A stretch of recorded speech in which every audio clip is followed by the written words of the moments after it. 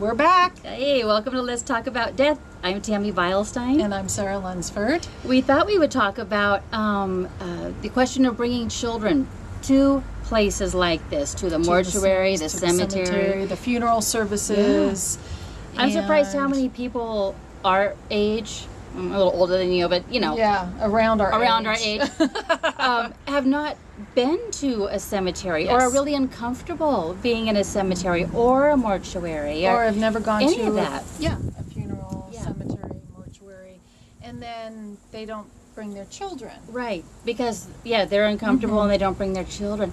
You know what I think? I'm so comfortable around this subject, around these places, because I grew up around them. My parents did not keep me from going to funerals or participating in any way that I could, even if it was just a simple little thing that I could do because of my age. I still participated. Exactly. And then places like cemeteries, I learned to see them as something beautiful and peaceful, and a place to be respected. You know. Yes. But I think if I had been kept from those things, I might be like a little most people and fearful. Yeah. Yes. Because you just don't know.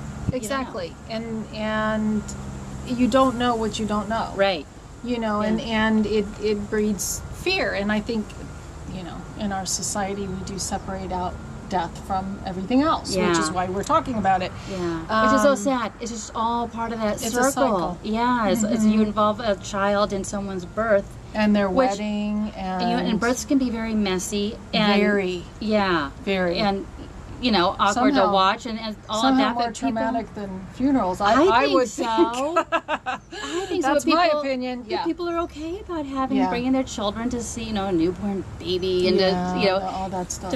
I just think include the children. Yes. Also, you cannot go back and undo it or redo it. You know, if someone's having a celebration of life or even an old-fashioned, serious, somber sort of funeral, you can't go back and redo it. The children should be a part of it. Exactly. Even if you just give them a little job. Like, depending on their age, they can hand out the memorial cards, the order of service, you know. Even if you end up maybe going up and saying a few words, maybe they just walk up with you. They don't have to say anything, right? But they can walk up with you. It gets them used to the whole idea that you honor other people by going to their memorial services, their funeral services.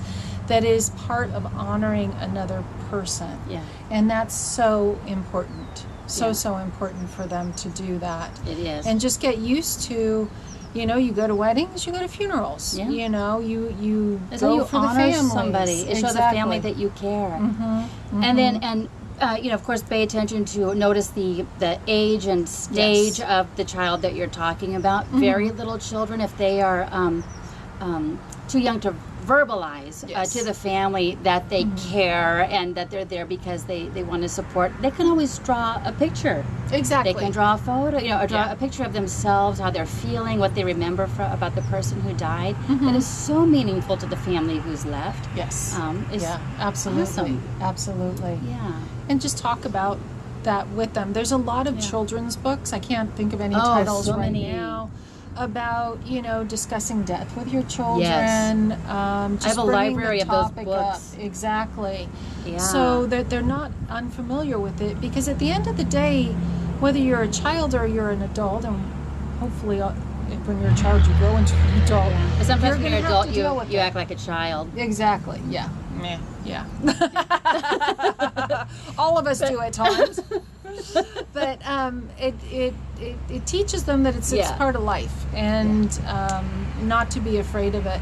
In fact, in one of the neighboring towns around this area, what they do at Halloween time, in the fall, in the autumn, they have a little pamphlet that the Historical Society has put together, and they include the life stories of people in the local cemetery. That's so neat. And so what happens is you can go through the cemetery with your child. You find the different memorial stones, you find the tombstones, you read through these people's lives, and then, you know, you answer certain questions, and then you take it back to the Historical Society, and they give you a little prize, you know. Oh, how neat. So it familiarizes your child with the cemetery, with the death process. It opens up those avenues to discuss it with your child. And I you want to do that. Have you yeah, done it? I haven't done it. I always think it's cool. I wish my Let's go son do was it. young enough to do that. I would do it if he was younger. Do we have to be certain? You know, We we'll do could it anyway. Yeah. We're going to do it anyway. Yeah, I don't know if early 20s children would want to do it. Oh, I thought you were going to say we're early 20s. No. We wish.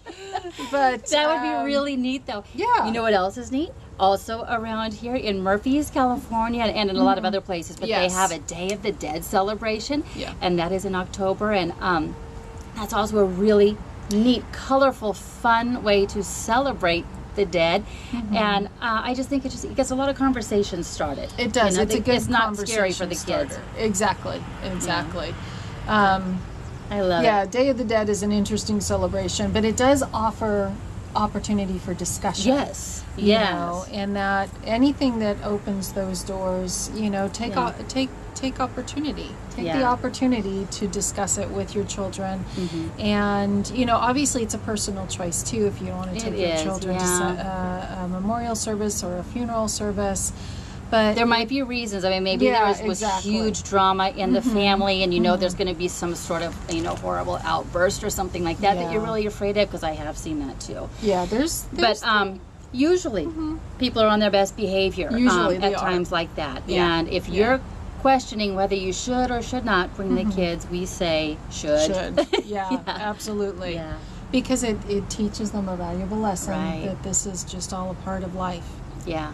So. And go to the library, get some books. If you're looking, if you need to have more of a discussion with someone and you want to maybe share something more intimate to find out really what you should do for your family or your particular child, call a hospice and ask to speak with someone there. Call a mortuary and ask them if they have any ideas of what you can do or what you should do in a certain case.